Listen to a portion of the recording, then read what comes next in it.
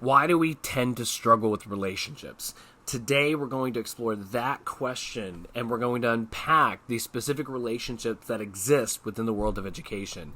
The first thing we need to understand is that Americans tend to struggle with relationships. When we begin looking at the data, right, we see that if we compare the last decades, the number of Americans that boast any number of friends is dramatically declining. If you look at this data here from 1990 to 2021, the number of Americans, a percentage of Americans claiming no friends at all, went from 3% to 12%, a fourfold increase in the number of Americans that are living relatively isolated existences without really any kind of connection to another human being. When we control this for gender, we find out that men tend to struggle with this more than women. However, the trend tends to exist with Americans as a whole, in both men and women, when we start looking at this. And this is somewhat concerning when you look at the literature on education today is centered on relationships. It's centered on this idea that we should have good student-to-teacher relationships, that relationships matter more than anything else. In fact, it doesn't take an extensive Google search to find a host of memes playing out this narrative. All right, here Timothy Hamilton suggests building relationships with students is by far the most important thing a teacher can do. Without a solid foundation of relationships built on trust and respect, no quality learning will happen. I mean, Hilton here argues that if you don't have a relationship, learning isn't possible, right? And if education is all about learning, then relationships are necessary for learning to exist, then this increases the demand or the requirement for us to build good, healthy relationships. A recent large-scale review of the factors associated with student achievement showed that teacher-student relationships outweighed the contribution of a teacher's subject knowledge, teacher's training, or home and school effects. Once again, elevating relationships to the most important thing that exists in a classroom between teacher and student. Right? Great teachers focus not on compliance, but on connections and relationships. Once again, we're seeing this kind of narrative play out that if you want to be a good teacher, then you must develop good relationships, that you have to develop relationships with your students in that classroom. Otherwise, any hope that they're going to learn anything from you is already gone. And so if we're going to paint this narrative, then it's incumbent upon us to better define what proper relationships look like and how to secure them. We always talk about relationships as it's kind of like an assumed narrative that we know what we're talking about, that everybody just knows what a good relationship is and everybody knows how to create one. And the reality is far from that, right? The reality is that, like I've shown, Americans struggle with relationships. We have a hyper-individualistic culture which tends to cause us to focus more on the self than the group. We also struggle with the notion of laying down our defenses and really becoming more vulnerable with those in our immediate intimate existence, as well as those that may be outside of our small personal struggle. And so when we start looking at relationships, I don't think we can just assume that we know what we're talking about. I think the evidence is quite to the contrary, that we struggle with what is a relationship and how do we create one? How do we steward one? How do we curate one? So when we look at relationships, the foundational requirements of any relationship, I think, are very similar, right? And they're going to have a contextual overlap, right? Every relationship is going to have the context of their being, the context of the relationship is going to put these people in a time and place that's going to allow them to interact, right? And so with teacher-student relationship, the contextual overlap is obviously the classroom, and we'll explore that a little bit later, right? But there's going to be some element of time and place that's going to put you in a similar area at a similar time. Within that area and time, there has to be something that each of you want within that area and time, right? So there needs to be something that exists of value, right?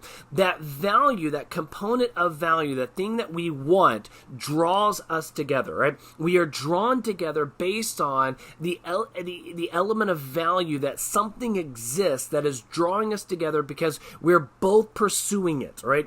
The next component here is a perceived mutual benefit.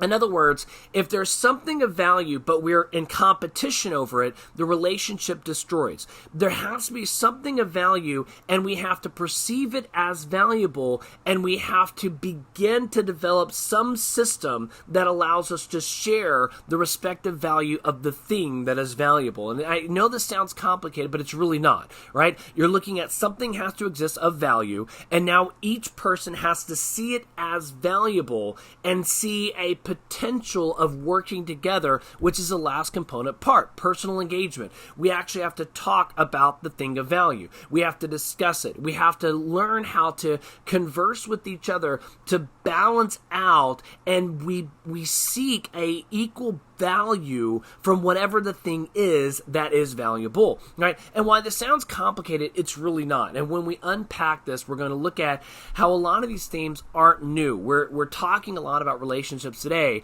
but relationships are not a new concept, and they're not unique to individuals versus individuals. In fact, when you start looking at the Declaration of Independence signed in 1776, though the Founding Fathers were developing what a relationship should look like between a people and its government, they're oddly enough giving us a great formula for a base personal relationship.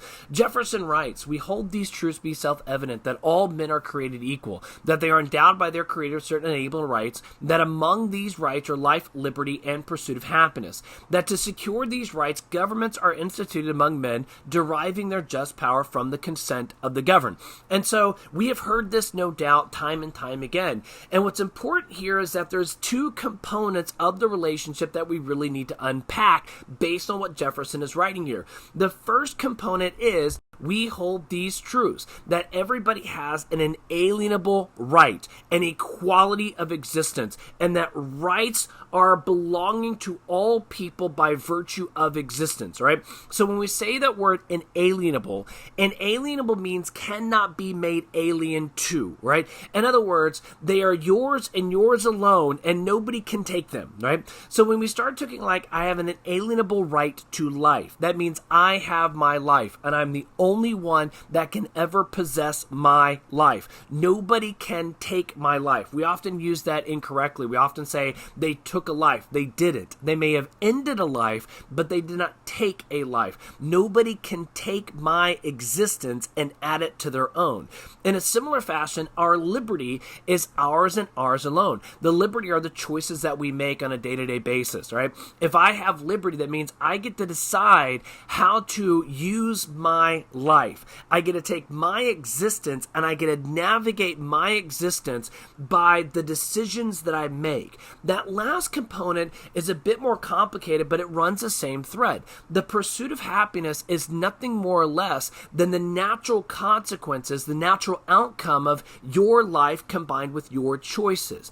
And so what Jefferson is arguing here is that in a natural state, all humanity is equal, and what makes us equal is that we all have one life, and with that life, we get to make choices unique to our life, and those choices that we make will ultimately lead to whether or not we secure a happiness, or in the Greek, what's called a eudaimonia, an internal sense of satisfaction, an internal contentment is what they're saying there with happiness. But are we going to secure happiness or not? The argument here is that if we're not happy, then we need to look at the choices we're making and alter our course, change our choices to produce a different outcome. Nonetheless, what this does is it creates a very personal journey towards happiness, and it argues that everybody is on their own personal journey.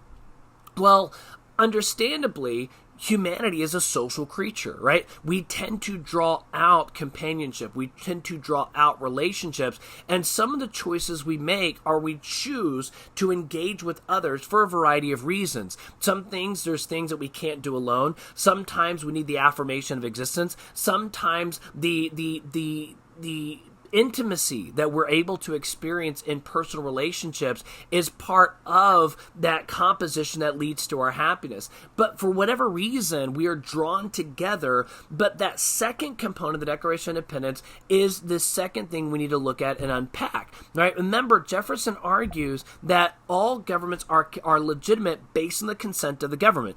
Just like that, relationships remain legitimate so long as each person in the relationship consents to the relationship, right? In other words, we have to develop relationships by securing consent. I have to offer you something, and you have to willingly, by your choice, comply, see the value, and choose to work with me in this relationship. And so the basis of a relationship is that we understand everybody's an individual autonomous being, right? But in our autonomy, we seek out collective arrangements, but those collective arrangements must be produced by consent. They cannot be done by force.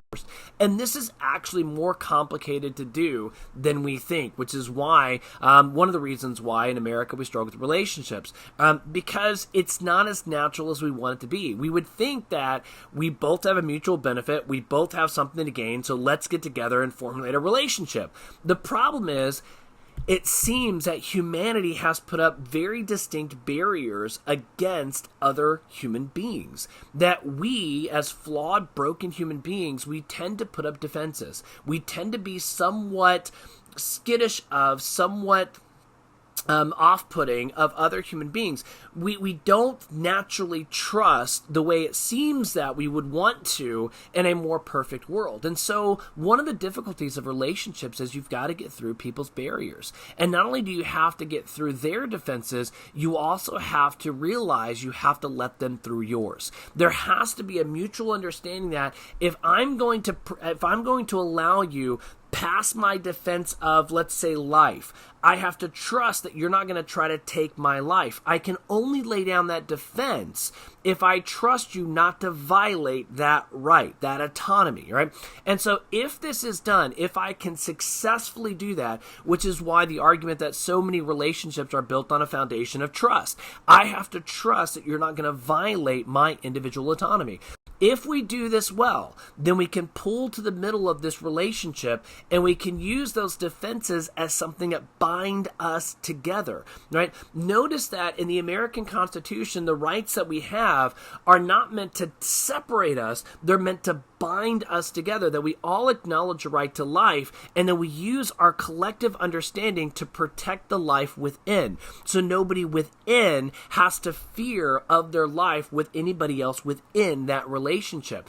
All right, so the idea here is that we move to the center, we balance out the benefit, and we actually grow stronger as a group. Right? Well, the opposite can also occur. We could theoretically believe that a relationship is going to be balanced. We could believe that our autonomy is not going to be violated. But many times the relationships go sour. The relationships don't turn out to be mutually beneficial relationships, but rather turn out to be somewhat oppressive relationship, what I would consider an abusive relationship. And all abusive relationships, what happens in these relationships is one person ends up taking more value, more power than the other person in that relationship. So in this scenario, person B is grown beyond their rightful natural place. Remember, natural existence guarantees a certain equality, and we understand this intuitively, which is why we get upset when there's an imbalance. And so person B in this situation is taking more than their fair share. Person A in this relationship is being diminished, is becoming less and less and less. In this situation, person A begins to pull back into his defenses, his or her defenses, into their defenses, right? When person A begins to pull back, right, this defense pulls him away and actually begins to stress the relationship, and person B begins to force in that relationship even more. Person B is only person B because of person A. Remember, the relationship cannot exist without both people in it.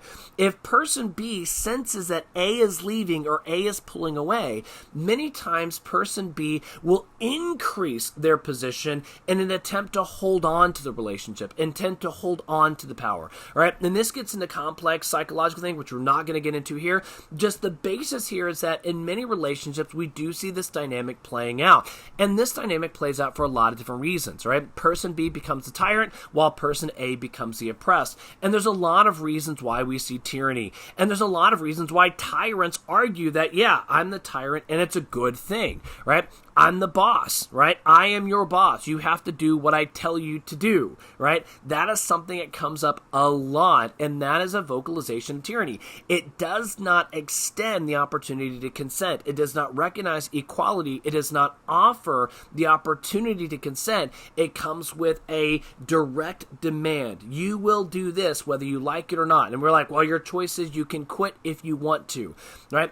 And this gets into a very delicate understanding of healthy relationships versus unhealthy relationships. Yes, person A can quit, but they're going to hire somebody else, and that boss is just going to engage in a new unhealthy relationship, and so they're never going to see the full value of this relationship if the relationship remains unbalanced, right? I'm right.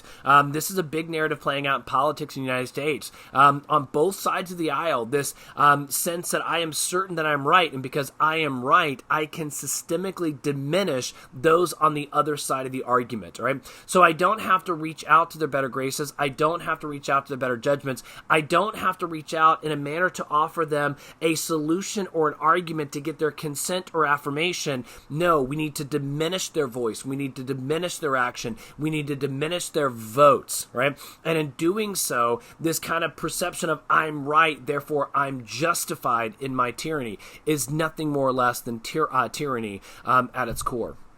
I'm the parent. Most parent-children relationships are nothing more than tyrannical relationships. This is one of the reasons why I argue in my book, A More Perfect Parent, that teenagers are prone to rebellion. We often, are really confused by teenage rebellion. What is it? Why is it? Why does it happen? And my argument is simply that teenage rebellion is a direct rebellion against the tyranny of the parent. That for so many years, that teenager has felt the oppressed. They had felt belittled. They had felt less than a human being, and by the time they become a teenager, now they feel like an adult. They feel like I am on equal terms, and so I should not be subjected to these rules, these arguments. And so parents, instead of offering their mentorship, instead of offering their guidance, they enforce their guidance through the argument that I'm a parent, and so I have the natural right to rule your existence. And that's a difficult argument to make, and I would argue it's nothing more or less than tyranny. I have a degree, academic tyranny. You have to listen to what I said because I have a degree in the subject. This is a logical fallacy. It's an appeal to an authority. It didn't make sense logically. It still doesn't make sense. Just because somebody has a degree, it does not give them the authority to override your existence. They still must make the argument. They still have to convince you to consent to whatever they're saying is accurate, is true, makes the most sense to you. They have to convince you that what they're offering is valuable. I'm the husband. A history of patriarchal tyranny. We have seen this play out in the Western civilization where there are our female counterparts, our wives in the homes, were largely subjugated to a patriarchal dominance, and they weren't elevated to the equal members of society that they really should have been. And we kind of have walked through that element of tyranny. In the modern society, I would say we have the exact opposite happening as frequently, where wives have really become the tyrants in the homes, and we see a lot of women talking about their husbands as lesser beings, talking about their husband as an extra child, that the house would fall apart if it wasn't for me. And we see a lot of women tyrannizing their husbands in a very similar way that the historic patriarchy tyrannized their female counterparts. And so whatever the reason is, we've got a lot of them. The basis of a tyrannical relationship is one person grows beyond their rightful place, forcing the other person to shrink less and less and less until they feel like they're a nothing, right? And again, there's a lot of arguments that we use to justify this. I'm required to. It's not my choice. I'm just doing what I have to do, right? I have no choice in the matter. Oftentimes, we scapegoat ourselves for saying, I don't have a choice. But remember, everybody has a choice. It's an inalienable right to liberty. You get to decide. Owning your choice is valuable. When somebody comes out and say, I'm a tyrant because I'm required to, I have no choice, right? That is fundamentally antithetical to the foundations of individual autonomy. You always have a choice. That's a bad reason, right? We're all in this together, or be a team player.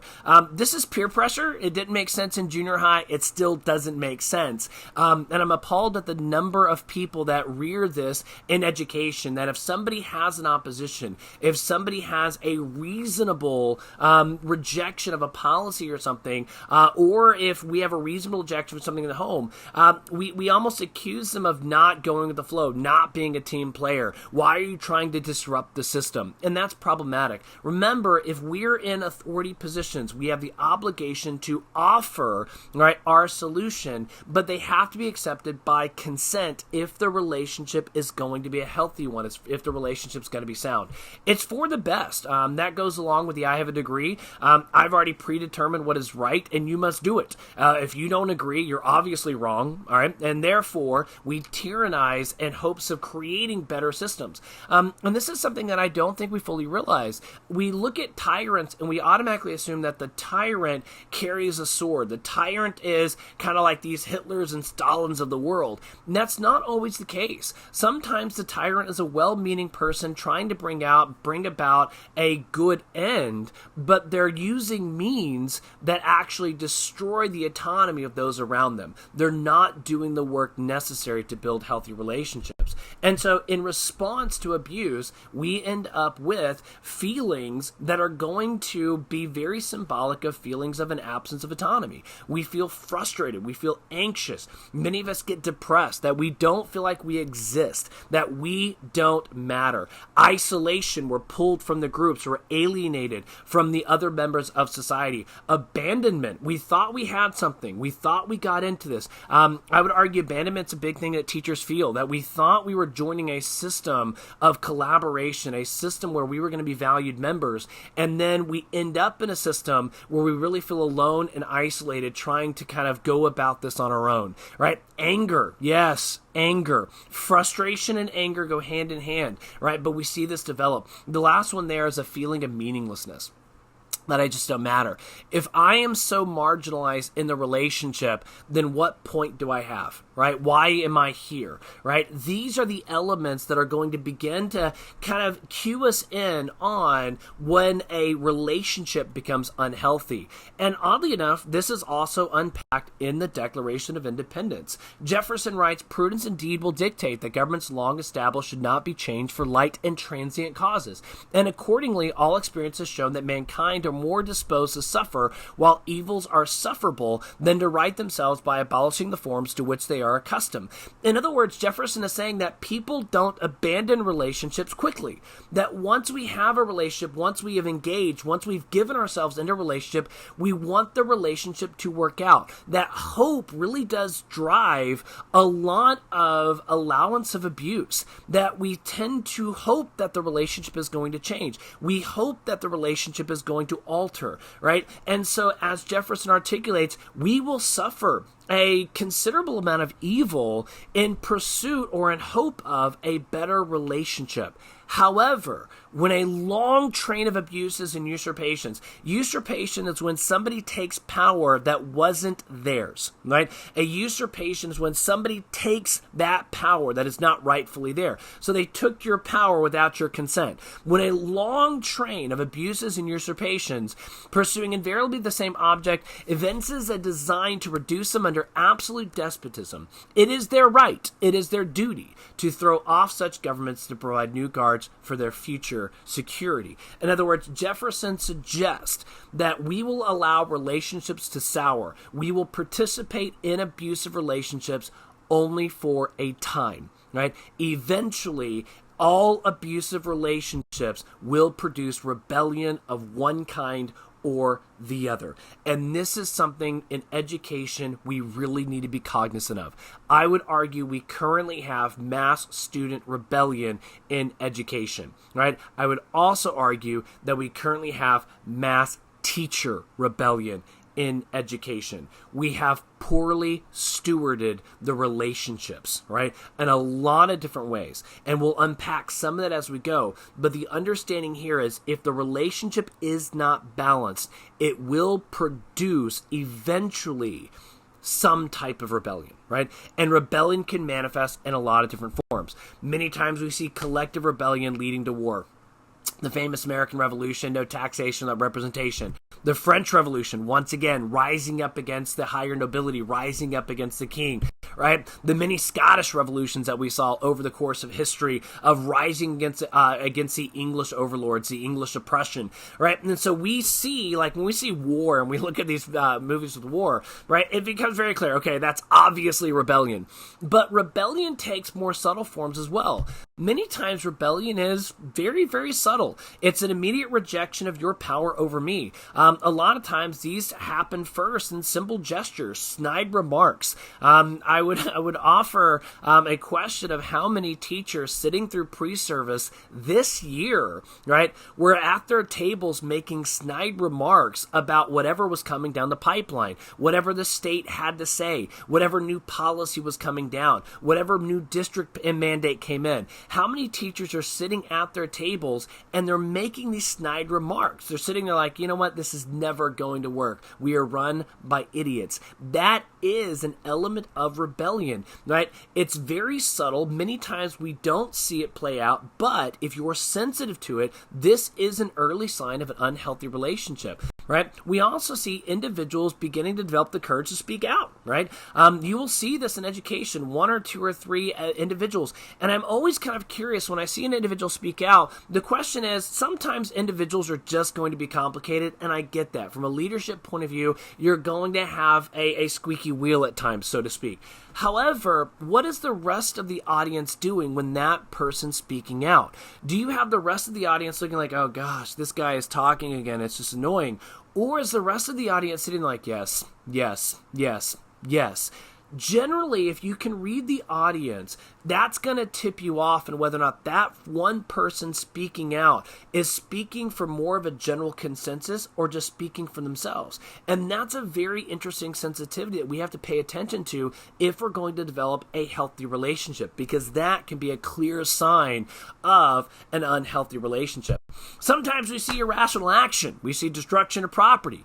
We see, I don't care. I don't care. I have no value of this whatsoever, and I need to literally blow off some anger, and I'm going to destroy something, right? We've seen that many times, right?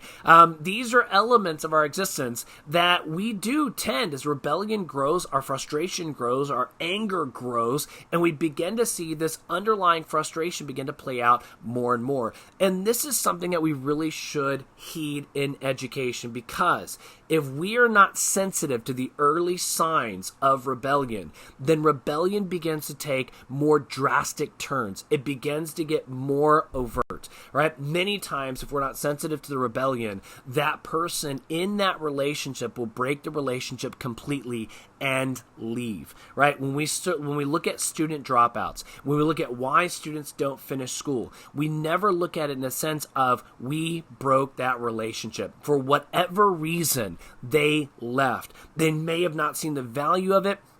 We may not have been sensitive. Whatever it is, we missed the early signs and they were pushed to a point where they left. And I've got the imagery here of Ariel with Ursula because I wanted to get the imagery that King Triton is trying to do right by his daughter. He's trying to protect her. He's trying to do, right, the things that he needs to do to protect her and keep her safe. But in doing that tyrannically, he actually ends up pushing her away to the very end he was trying to protect. Many times in our tyranny, we bring about the end that we're trying to avoid, right? And our students end up breaking from those relationships and seeking out other relationships, and other relationships with people that may not have their best interests at heart, that may have more nefarious ends, right? And this is something that we really need to pay attention to when we start looking at rebellion and how it manifests, right? We see this in Runaway Bride, right? Once again, she's getting married here, right? And so she runs away, and a lot of people wouldn't consider this tyranny, like she's getting married, and they love her, they're trying to do right by her, but did they see her? Did they understand her autonomy? Did they value her as an individual, right? That's the point that we're trying to create in these healthier relationships, right? And if that relationship is not healthy, they will run, right? They will run. They will leave and break off that relationship. If a collective unhealthy sense, then we begin to see collective uprisings, right? Instead of running away, it becomes clear that whatever the tyrant is, they are no longer going to be tolerated, all right? We see this in Varsity Blues with the group of football players rising up against a tyrannical coach. We see it in The Lion King with the group of lionesses rallying around Simba at the end of this. That this group element of saying your tyranny will no longer be tolerated. This relationship is not a healthy relationship. And while this may seem odd using pop culture examples, it's embedded in our history as much, right? The women's rights movement is overwhelmingly based on the similar premise. We will no longer suffer an unhealthy political relationship. We demand a sense of equality. We demand to be seen as valuable, integral parts of our society. The civil rights movement, once again, the same premise. We will suffer this abusive relationship no more. When a long train of abuses and usurpation invariably leads to the same design, then it is our right to demand better relationships, right? It is our right to demand better relationships. And so, good relationships are going to have some themes that are going to hold them in common. Number one, individuals are free, autonomous beings, and ensured of their inherent dignity. In other words, in good relationships, the life, the liberty, and the pursuit of each individual is protected within that relationship. We do not seek to control other people in healthy relationships. Number two there, individuals seek relationships as reason enlightens a mutual benefit. We obviously see we need each other. We want to engage in relationships for a lot of different reasons. So reason allows us to see the benefit of that relationship, and we're pulled in, and there's a reason, and we understand that reason for the relationship. Relationships survive so long as autonomy is respected and the mutual benefit is understood and balanced, right? So we understand why we're in the relationship, and the relationship serves the purpose of its creation. We've balanced out whatever the thing of value is. In poor relationship, individuals are externally limited and stripped of their individual merit or worth. They're diminished, they're devalued, they're made less, right? We do that a lot. When we make people less, we diminish their integrity as a human being. Right? Individuals seek relationship as personal desire warrants. Oftentimes in poor relationships, people are in those relationships based on a individual benefit, not based on a mutual benefit. Many times in the dating scene, we see this like, I'm dating you so long as I get from you what I want. It's not really about seeking the middle ground, seeking a composite benefit. No, I'm going to stay here as long as I get what I need. But when I stop getting what I need, then I break and run. That's an indication of a bad relationship, right? Good relationships seek a mutual agreement, a mutual balance. Bad relationships tend to stress a relationship as each individual seeks their own end, and we end up using other people in that relationship simply as means to an end. The last one there, relationship tends toward abuse, simply because mutual interest is not balanced or autonomy is not respected. And we see this play out in governments, we play it out in society, we see it play out in workplace environment, where the boss is one side of the relationship and the subordinate is the other one, right? There is a hierarchy here, and I'm not disrespecting that, right? But many times hierarchies don't bother us. People don't mind following good leaders, right? Hierarchy doesn't bother us. Following orders doesn't bother us. The question of bothering is, were we made less, right, when the order is given, right? Did we have an opportunity to consent? Did we have an opportunity to engage in the process, right? These are the bigger, more sophisticated question. It's not a matter of authority. It's a matter of consent, right? We see this in marriage relationships. Are the spouses understanding the mutual benefit? Do we have that balance? Have we secured consent? A really interesting question, if you want to develop a healthier marriage, is ask your spouse regularly, right? Is this relationship balanced? Are you getting from me what you need? And then allow the reciprocation, right? See if they were willing to let you, right, provide your insight on whether or not you think the relationship is balanced. that will radically change, right, how you discuss to each other, the intimacy in your relationship, because it's going to get to the heart of that relationship. And moreover, it's going to prevent the potential tyranny and unhealth of one person taking too much power, potentially without meaning to do so, right? Like I said, tyranny is not, it doesn't always come in this form of somebody wielding a sword. Many times tyranny is accidental. It grows over time. And the tyrant rarely knows that they are the tyrant, right? But those early warning signs can inform us. Parent and child, same thing. The parent often lords over the child without their consent. Talk to your kids, converse with your kids. Ask them, right?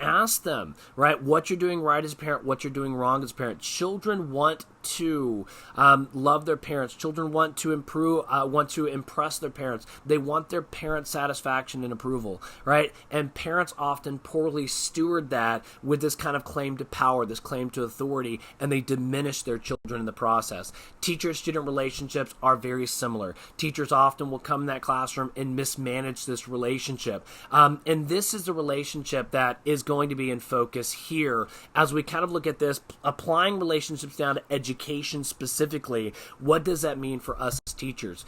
And so relationships and education, I would humbly submit that a healthy education system looks like this, right? Where all of the variable interests are balanced out into a healthy education system that is developing of a collaborative culture. So we have citizens, students, auxiliary staff, lawmakers, teachers, and admins all kind of carrying an equal balance into this middle point, this central point, so that the interests of education are balanced between the various entities at play. However, as many educators know, and as many Americans know, this balance just doesn't exist today.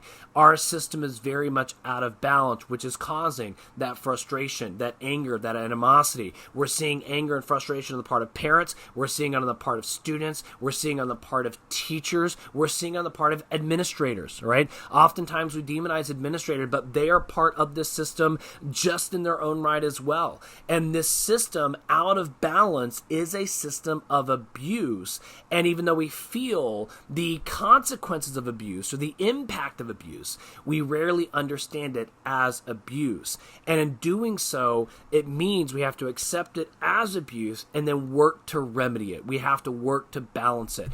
In a results-oriented system, individuals necessarily diminish as expectations and results become paramount. In other words, in a system of education where it's so important simply to be in compliance, to meet state standards, it's no longer a system of balance, but it's a system of control. It's a system of a top-down pyramid scheme that puts all the pressure on those on the bottom of the pyramid. So we start at the top with federal and state lawmakers. That's filtered down the educational administrators, which is filtered down to teachers, which is filtered down to students. Guys, whether we like it or not, students carry a big weight. They are expected to uphold the funding of our schools based on what they can do on a standardized test, right? Teachers sense this first, and they pass it right along to students. And if you don't pass a test, right, many times it's like the universe will implode. And this is an unfair, this is an unhealthy expectation to put on students, especially students that are supposed to be learning and growing in their own right and their own autonomy. At the bottom of this is auxiliary educational staff. Whether we like it or not, one of the biggest oversights in education is all of the intangibles, the secretaries, the janitors, the aides that come in and out of our classrooms every day. They are often ostracized from the conversation. They're often kept outside of that conversation. And many times, they're some of the more brilliant minds that we'll have. They see what we miss, right? They're in the hallways. They're on the ground level. They see, they can help elucidate our blind spots. And yet, we rarely include them in conversation. When we talk about relationships, we very rarely understand that this relationship needs to include auxiliary staff as well. They are an integral part of this educational system. And because of this compliance system that we have developed, we don't really have a system of relationships, right? We have a system where the collective progress is often retarded by this growing system of hyper-legalism, where it's about what the law requires, right? It's about compliance. It's about staying in compliance. Otherwise, you lose funding, right? And that is a difficult narrative to really work out, right? When you actually look at a student and say, no, you need to pass the test so we can get money, right? That is a difficult logical statement to justify in its own right. So we often avoid the justification and we use other justifications like, well, it's in their best interest. It's the right thing to do, right? Other methods of, well, tyranny, right? A culture defined by compliance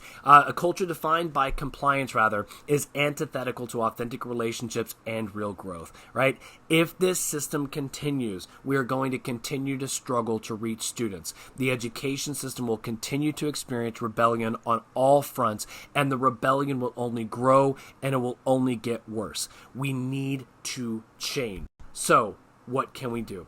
Right? At the end of this, what we have to do is look at what changes can we possibly do as a teacher. If I'm going to talk to teachers now specifically, right, often we feel like we don't have any power, that we go in the classroom, we just have to do what we're told. We don't really have a lot of legitimacy, and I would challenge that narrative. I think the change happens where you have the power to change. And so one of the things we have to do is we have to work to rebalance the equations. To pursue a system of greater integrity, teachers must recognize the various imbalances and work to remedy them.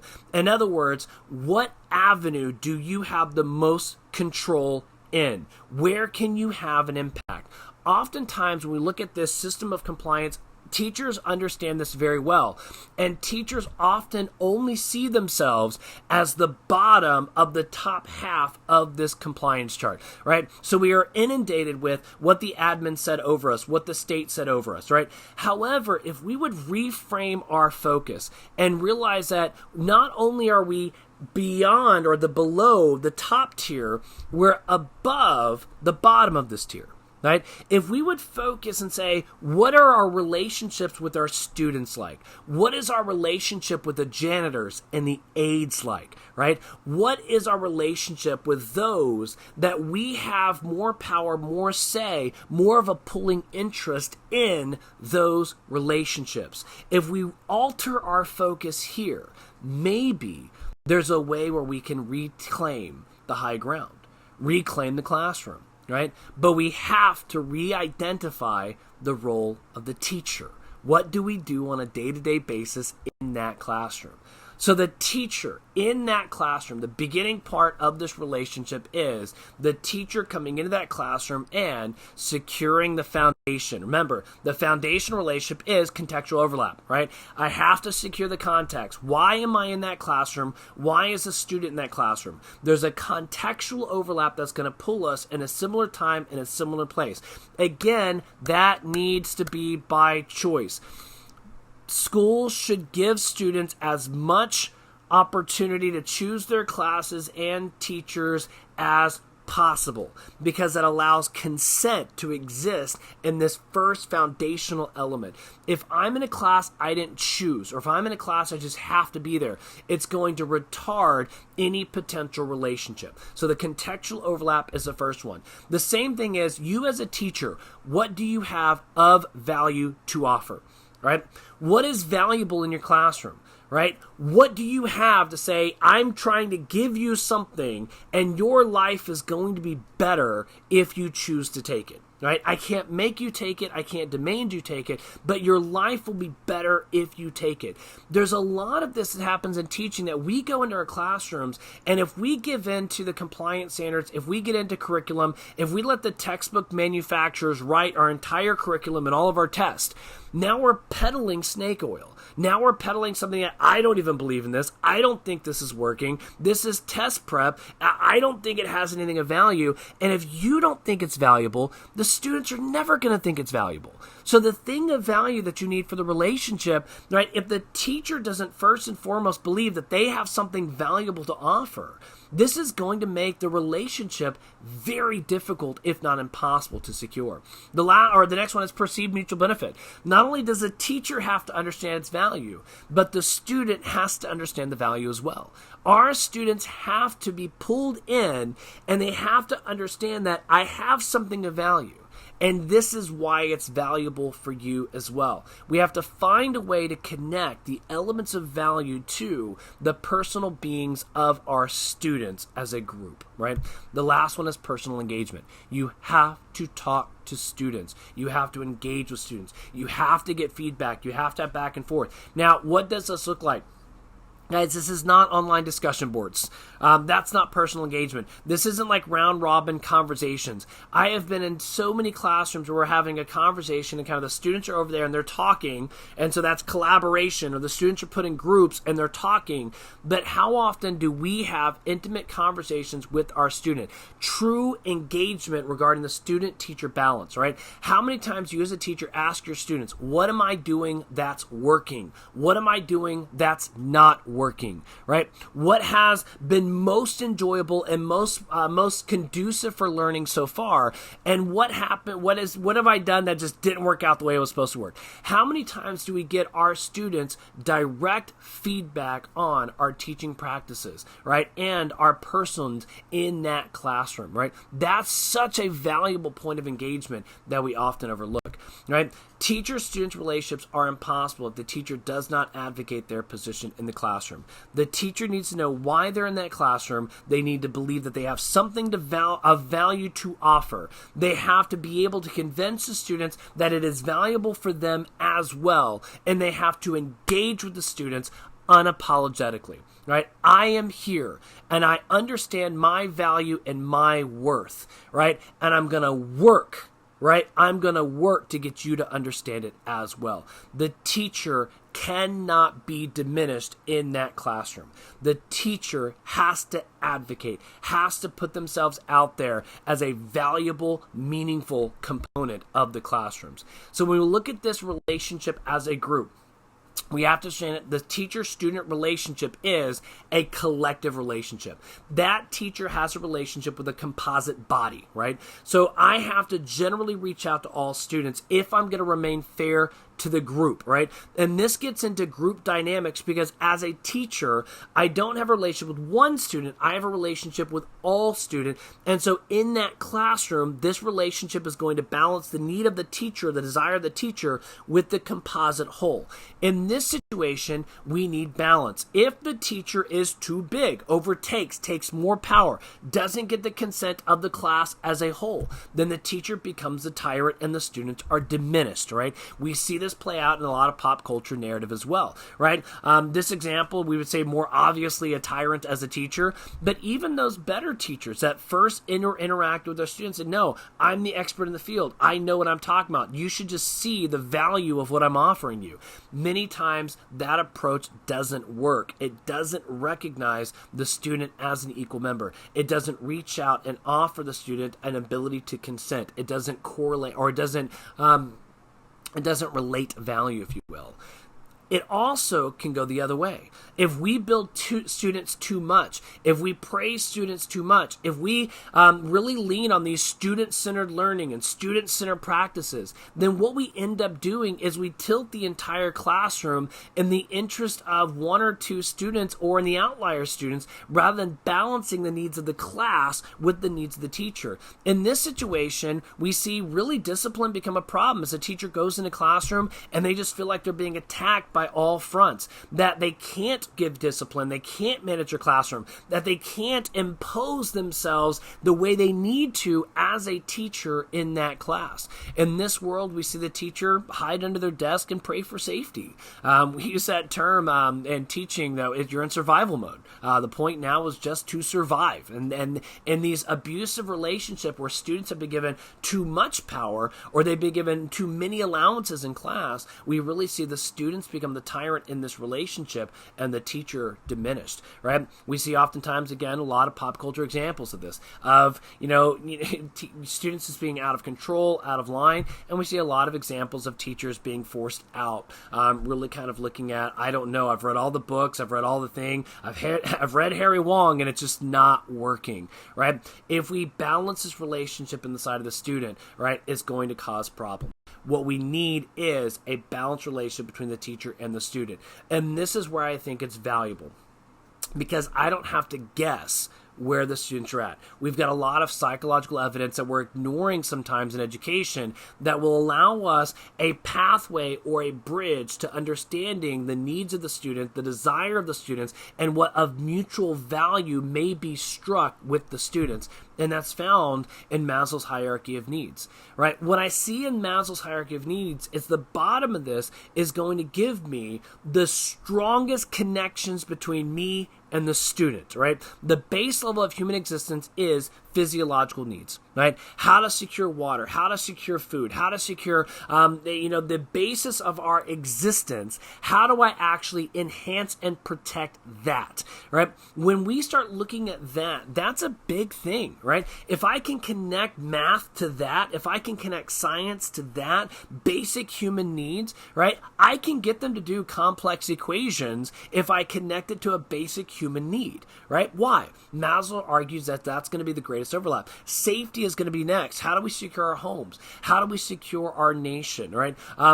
When is it appropriate to fight? When is it not appropriate to fight? You'd be amazed at how many students you can pull in with those questions. No, students that are never going to pay attention if I go through the steps of making law, right? If I say, first off, right, what law should we make here? Okay, now, can we get that law through this process? It reframes the narrative from the basis of this kind of connective tissue. Love and belonging is big. We want relationships, and we're really struggling at them. Guys, students are being raised in a world where they understand our relationships are poor and they want better relationships, right? One of the big things I do in my government class is I use government, like I've done in this presentation, to elucidate the foundations of relationships. How do we secure better relationships? And I'm constantly amazed at how many students will ask questions here. Well, then what about this? And then what about this? But what about this? Just presenting the narrative in the form of a relationship, right, really kind of pulls out a lot from the students that I would not generally have expected otherwise. Above love and belonging, there's not really a lot of overlap between our being, right? Why? Well, if we're going to unpack this, the basis of this is life, right? It's how do we preserve life? How do we secure life? It's the basic inalienable right. The biggest overlap beyond life is our liberty, the choices that we make. But remember, our life combined with our choices is going to lead to a particular end that is ours and ours alone. Our pursuit of happiness, our self-actualization is ours. I can't manage that in a student. I can't force a student to be content with their existence. I can't force a student to be happy. A lot of times in education today, we're starting at the top. We're trying to get students that are self-actualized, that students that are happy and they're healthy and they're content. Guys, that's impossible to do collectively. All we can do is build the foundation so that maybe the student can pursue a life that warrants actualization, a life that warrants esteem, right? All we can do is build the building blocks, the bottom of this pyramid, right? Self-actualization is completely between the student and their mirror, or the teacher and their mirror, the individual and their own conscience. That's very, very hard to incorporate in a classroom, right? But if we get the basis, we give them a strong chance, right? So, one of my favorite teachers growing up was Mr. Feeney. Boy Meets World. I grew to love Mr. Feeney, and the older I got, the more I studied research, psychology, political science, the more I realized the genius of Feeney's character and why Mr. Feeney was loved. And so I've developed something for teachers that if we engage in conversations, if we engage in student relationships, what if we applied what I call the Feeney way? How do we secure better relationships? Number one, know who you are as a person and as a teacher. Purposefully and intentionally curate something of value, right? You need to have something to offer your students when you go in that classroom, right? And you need to unapologetically offer it. I have something of value and I know it's valuable, right? That is step one. Communicate that value to your student, right? Clearly. I expect this, right? Clear expectations are not bad. Standards are not bad, but they must be communicated effectively. The other thing is, once we apply standards, you have to stand by them, right? Be sensitive to individual student needs, but if we alter too much for an individual, then we actually create an unfairness for the rest of the class. I have to uphold a collective relationship, which means I have to be sensitive to the individual, but not to the extent that I'm unfair to the rest of the class. Because if I go too far with the individual, then I may actually put the class out of balance, and now I have an unhealthy rebellion with the rest of the class that's jealous or envious of a special allowance I'm giving one student. That's also one big reason why I highly caution teachers from ever having favorites. I know you have students that you're going to like more than others. We all do, but you cannot give them special privileges. You have to maintain an equality in that classroom, that everybody is equal under the law or under the standards, and that has to be communicated to guarantee a fairness in the balance. You have to also allow your students to speak to you, to mold you, to push you, to change you as you work. Realize that your position needs to be moldable, right? If you start out and you have one way and you begin to realize that you're out of balance one way or the other, you have to mold, you have to alter. Communicate that molding, communicate that change to your students. Get their consent, get their insight, but be flexible. Every class is going to take an identity of its own. And so I cannot expect to be the same teacher in every class. I have to mold somewhat, change. My core is the same. My expectations are the same. How I communicate that in each class may alter, may change a little bit. The last one is understanding your limitations as a teacher. We cannot save our students. As much as we want to, as much as we try to, we cannot save them. Why? Their life is their own. Their choices are their own, and their happiness is on them. It's not on us. We cannot save them from their existence. If we try, we diminish their existence. The moment we say, I need to save you, we make ourselves more and we make them less. All we can do is offer them something. All we can do is look at them and say, believe in yourself, dream, try, do good. Not do well, do good. Understand what good is and do it.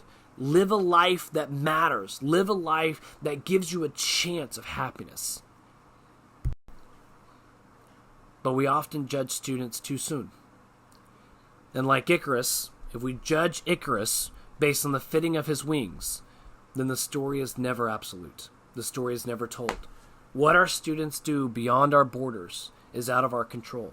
We are limited in our ability to teach and our ability to steward them. We have a finite point of time and space that we can have this relationship. And the full impact of a teacher cannot be justly measured at the end of a course of study by any instrument. We have to hope. We have to hope. We plant seeds in hope. We do what we do because we hope. And we too often allow ourselves to be diminished in that. We too often spoil the seeds before they're ever sown. So what about the student? This is different. When we start talking about the individual student, we often say, well, I need a one-to-one relationship. I'm going to humbly suggest that the one-to-one relationship is not a teacher-student relationship. When you start developing a one-to-one, now you have an individual and an individual in that relationship. That is a relationship of true equality of a one-to-one, not teacher to student, which is more of a group, a collective mentality. A one-to-one relationship is going to carry the same foundations, going to carry the same context, but it ultimately is going to look very different in its manifestation. It's not going to be collective meetings. It's going to be one-on-one. It's going to be office times. It's going to be talking one-on-one. It's going to be making yourself available, sitting with your student at lunch, going and visiting them in ISS. These things that you do outside of the classroom that potentially, right, build that one-to-one relationship. But the relationship, once again, is a relationship of consent. The student still has to choose what to do with it. All we can do as teachers is unapologetically, right, provide something of value, offer it freely, and manage that balance between us and our students. I appreciate your time, attentiveness, right? Shameless plug, right? Like, share, if you like this presentation, if you'd see it. I also linked my website in the description as well, right? Trying to get something going, not sure if it will go, but I appreciate any love and support that you're offering. Also, leave your comments. Let me know what you thought of the presentation. Otherwise, I bid you all adieu until next time.